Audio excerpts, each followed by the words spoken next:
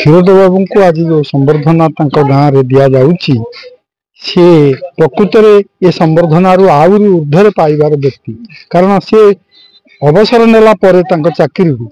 प्राय आम अंचल बड़चणार विभिन्न पंचायत रे 20,000 रु 30,000 वृक्षरोपण कर जो अंतत आम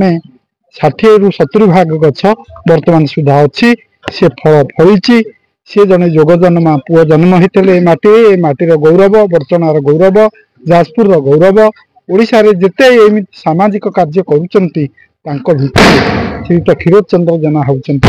अन्यतम आम रईपुर साउडिया कोलनगिरी गोपालपुर एवं बरपदा पंचायत बरीर हलदी बसंत पर्यंत जो वृक्षरोपण से करिचंती आम अंचल प्रथम शुभ देते से शुभ समय मु सहित अच्छी मो परी बहुत शिक्षाविद समाज सेवा करुवा व्यक्ति विशेष सहयोग करती से समस्त को सम्मान दिखती सुंदर व्यवहार करती बहुत स्पष्टवादी दुर्नीति विरुद्ध अत्याचार विरुद्ध एवं नाना प्रकार कुमार्ग जाउथिबा कार्य को सी पसंद करती नहीं जने सच्चा सचोट एवं कर्तव्य परायण व्यक्ति हिसाब से आम सम्मान करूँ भल पाऊ आशीर्वाद करूँ एवं भविष्य में जगन्नाथ पाखे आम प्रार्थना करुँ एमती से कार्य कर चलती देखु दीर्घ 20 वर्ष है सेना बाहिनी मो अवसर नेला मो परिवेश सुरक्षा काम करिछि निज जन्ममाटीर उन्नति केमती हम से काम करिछि सेति जोगु मते भारतीय सेना तरफ आर्मी हेडक्वार्टर डका होता एवं सेठारे भेटेरान अचीवर अवार्ड रे सम्मानित करा जायतिला।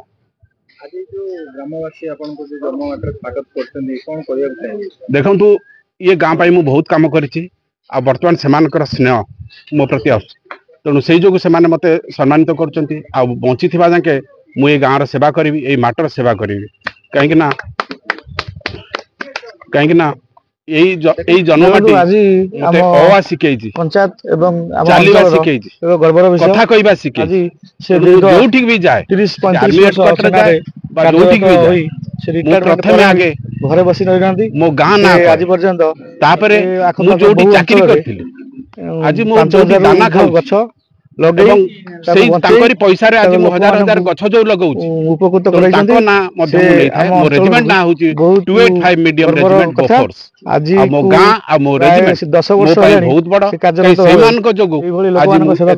पहुंची पारिछि धन्यवाद। देखंतु वर्तमान फल वृक्षरोपण फल वृक्षरोपण उद्देश्य है परिवेश सुरक्षा करबा एवं मनुष्य पशु पक्षी समस्त खाद्य प्रदान करबा एही लक्ष्य रे मु फल गछ केवल रोपण करुच्ची आपण जानी आम गाँव रे वर्तमान आपण यही आम जो आंब गछ बर्तमान देखुं देखो आज आम पंचायत एवं आम अंचल गर्वर विषय आज से दीर्घ 30-35 वर्ष सेना कार्यरत होई से रिटायरमेंट पर भी घरे बसी रही से आज पर्यंत ए आखपाख बहु अंचल 5,000 ऊर्ध्व गछ लगे बंचई लोक मान उपकृत कर से आम अंचल बहुत गर्वर कथा आज को प्राय 10 वर्ष है से कार्यरत भाव ये लोक मान सेवा कर धन्यवाद आम पंचायत तरफ आज